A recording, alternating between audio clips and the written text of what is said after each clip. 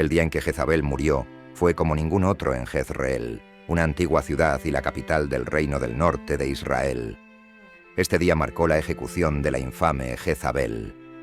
Jezabel fue la principal culpable en la casa de Acab. Fue ella quien introdujo la adoración a Baal. Baal era el nombre del dios adorado en toda Canaán y Fenicia en tiempos antiguos. Durante el período de los jueces, la adoración a Baal comenzó a infiltrarse en la vida religiosa judía. La práctica se extendió por Israel durante el reinado de Acab y también afectó a Judá. Diferentes regiones adoraban a Baal de diversas maneras, destacando uno u otro de sus atributos y creando sectas especiales del baalismo. Estos Baales locales eran considerados responsables de la agricultura, el ganado y la fertilidad humana. En el Antiguo Testamento, el uso más significativo del título Baal se refiere al gran dios del panteón cananeo, equivalente a Hadad, el dios amorreo, cuya naturaleza y funciones eran casi idénticas. Jezabel también mató a los profetas del Señor e incitó a su esposo y más tarde a sus hijos a hacer el mal. Siendo una maldición para el país, fue detestada por todos los que deseaban el bien para Israel. 3 reinados duraron bajo su influencia, pero ahora, finalmente, su caída era inminente. En el Nuevo Testamento, el nombre de Jezabel se usa simbólicamente para describir a una falsa profetisa en la iglesia de Tiatira. Pero tengo contra ti que toleras a la mujer Jezabel, que se dice profetisa y enseña y seduce a mis siervos a que practiquen la inmoralidad sexual y coman alimentos sacrificados a los ídolos. Apocalipsis 2:20. Jezabel fue increíblemente malvada, llevando a los seguidores de Dios a la idolatría. Su fin llegó de una manera acorde con sus obras. Su destrucción sirve como un ejemplo cautelar del destino que aguarda a los idólatras y perseguidores. Apocalipsis 17:5-6 habla de una mujer llamada Babilonia la Grande, descrita como la madre de las prostitutas y de las abominaciones de la tierra. Y vi a la mujer embriagada con la sangre de los santos, con la sangre de los mártires de Jesús. Cuando la vi, me maravilló grandemente. El juicio de Jezabel fue llevado a cabo por Jehú, un general que había sido elegido por Dios como instrumento de la justicia divina. Jehú no era un hombre común. Él personificaba el juicio que Dios había decretado sobre Jezabel y su familia. Esta cadena de eventos comenzó con el asesinato de Nabot por parte de Jezabel para robar su propiedad. Nabot, un jezreelita, poseía una viña cerca del palacio del rey Acab en Jezreel. Acab deseaba la viña para usarla como huerto de vegetales y le ofreció a Nabot una compensación o una mejor viña en otro lugar. Sin embargo, Nabot se negó a deshacerse de la herencia de sus antepasados. Frustrado y abatido, Acab regresó a casa y se negó a comer. Cuando Jezabel se enteró del estado de ánimo de su esposo, le aseguró que como rey podía tener lo que quisiera. Ella tomó cartas en sus manos y dijo: «Levántate, come y anímate. Yo conseguiré para ti la viña de Nabot, el jezreelita». Primera Reyes 21:7. Jezabel falsificó cartas a nombre de Acab, instruyendo a los ancianos y nobles de la ciudad para proclamar un ayuno y colocar a Nabot de manera prominente entre el pueblo. Plantó 2 canallas para acusar falsamente a Nabot de maldecir a Dios y al rey. Luego, Nabot fue llevado fuera de la ciudad y apedreado hasta morir. Este diabólico plan tuvo éxito, permitiendo que Jezabel informara a Acab que la viña ahora era suya. El asesinato de Nabot provocó la ira de Dios. El profeta Elías confrontó a Acab, diciéndole: ¿acaso no has matado a un hombre y has tomado su propiedad? Esto es lo que dice el Señor: en el lugar donde los perros lamieron la sangre de Nabot, los perros lamerán tu sangre, sí, la tuya. Elías también profetizó un desastre sobre la casa de Acab, decretando que cada varón de su familia moriría y sus cuerpos serían devorados por los animales salvajes. Acab luego murió en batalla y el sucesor de Elías, Eliseo, continuó la cruzada contra Jezabel.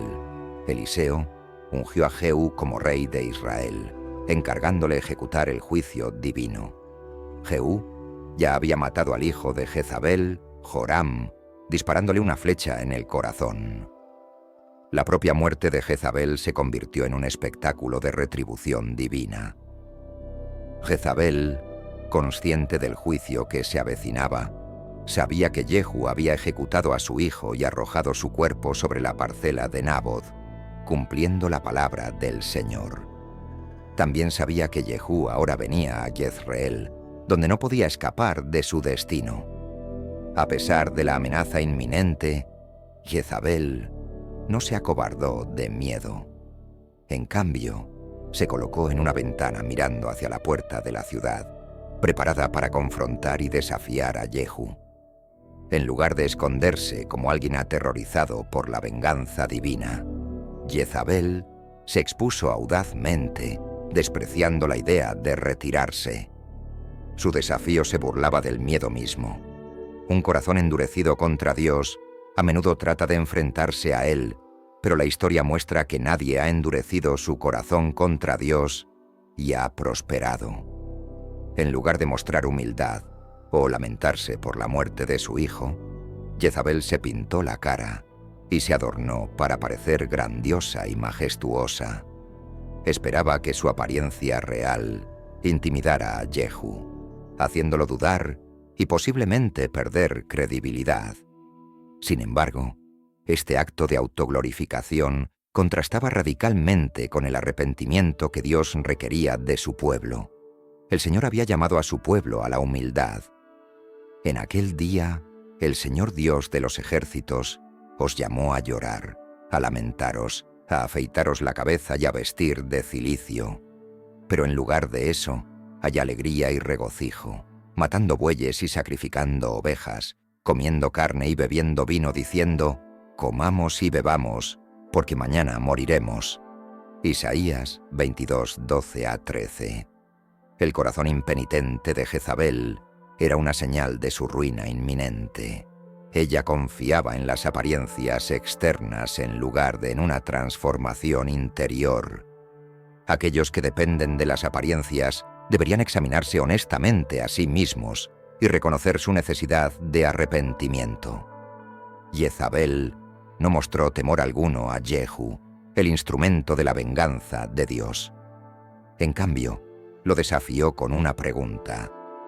¿Tuvo paz Zimri, que mató a su señor?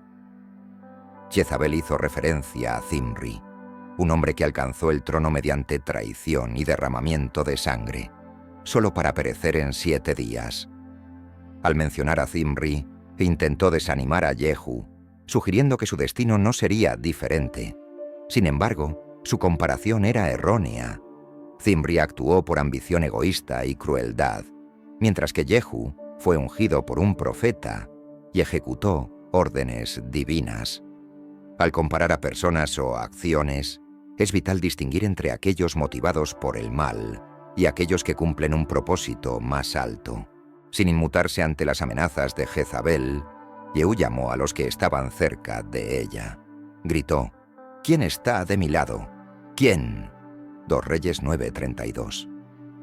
2 o 3 eunucos miraron hacia él desde la ventana, sus expresiones señalando lealtad.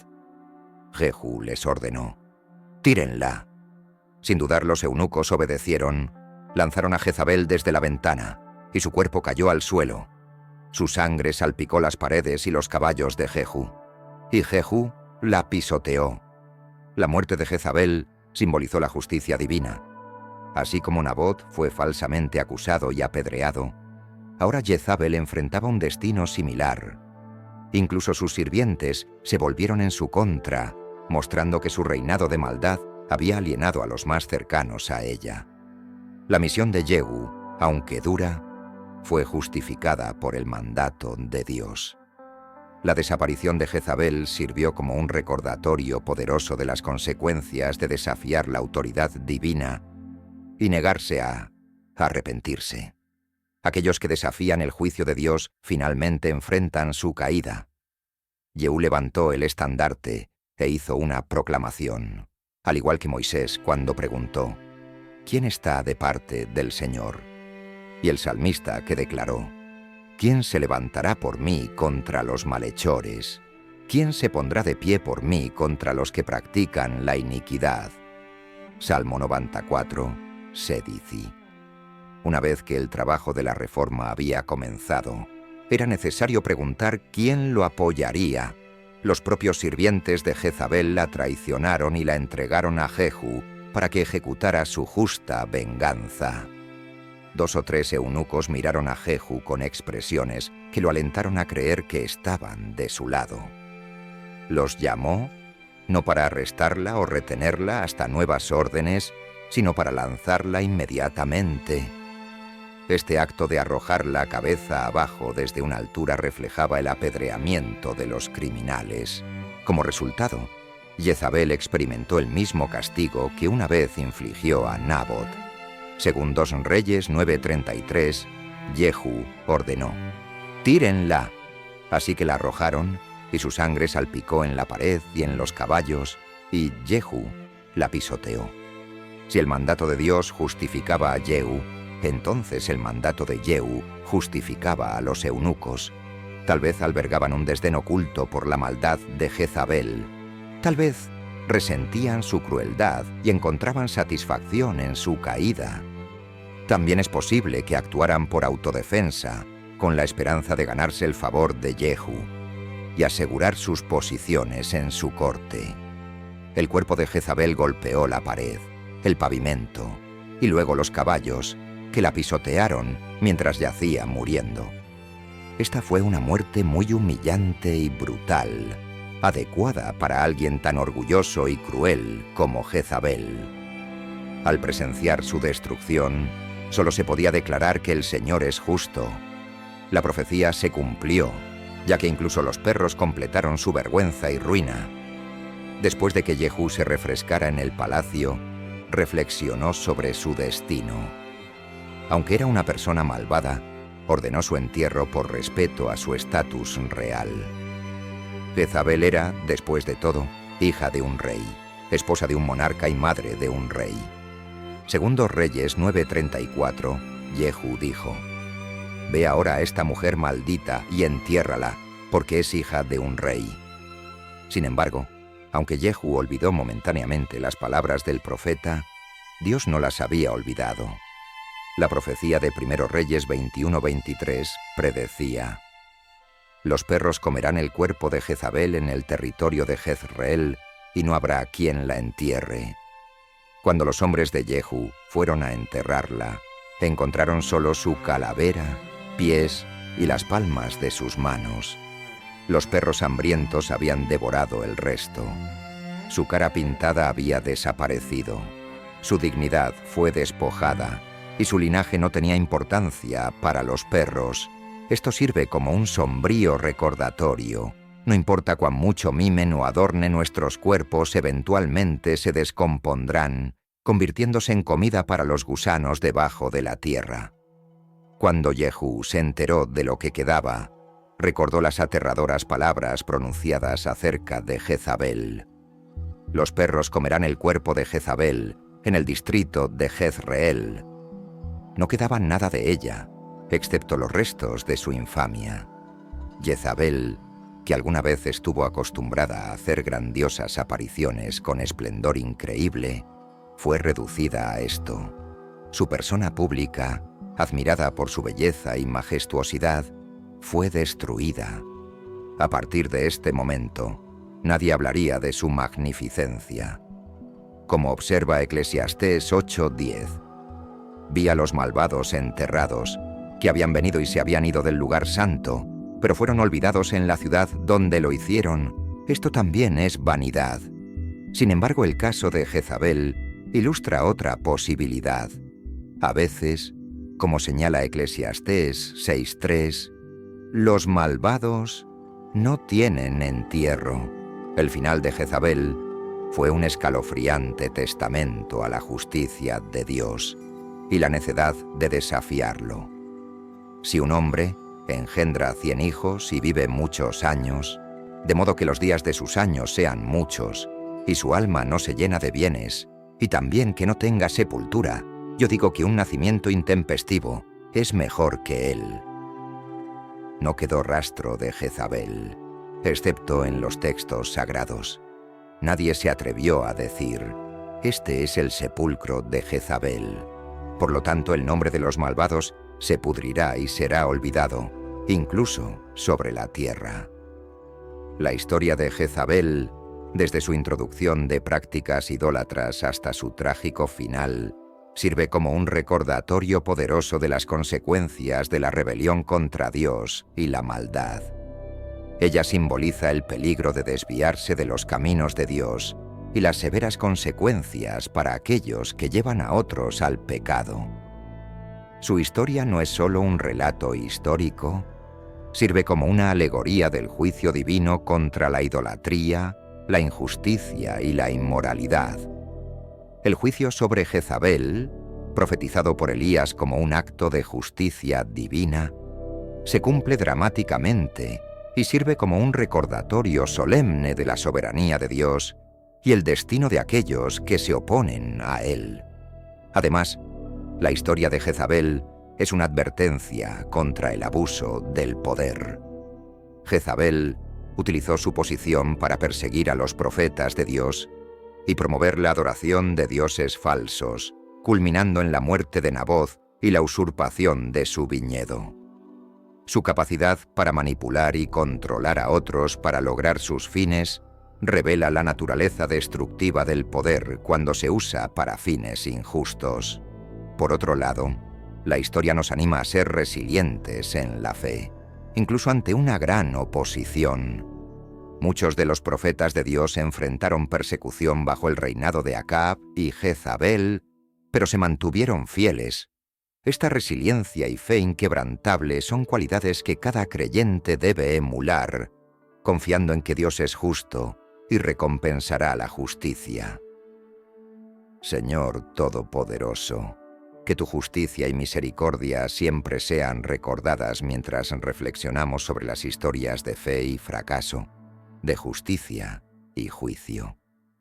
Ayúdanos a aprender del ejemplo de Jezabel para que podamos evitar el camino de la idolatría, la injusticia y la inmoralidad. Fortalece nuestra fe y resiliencia frente a la adversidad, recordándonos siempre tu soberanía y amor. Que usemos el poder y la influencia que nos das para promover la justicia, el amor y la verdad. En el nombre de Jesús. Amén. Si este contenido fue valioso para ti, te pido tu apoyo a través de tu suscripción. Siéntete libre de ver otros videos. Juntos podemos iluminar más mentes y expandir la palabra de Dios. Gracias por estar aquí y que Dios te bendiga.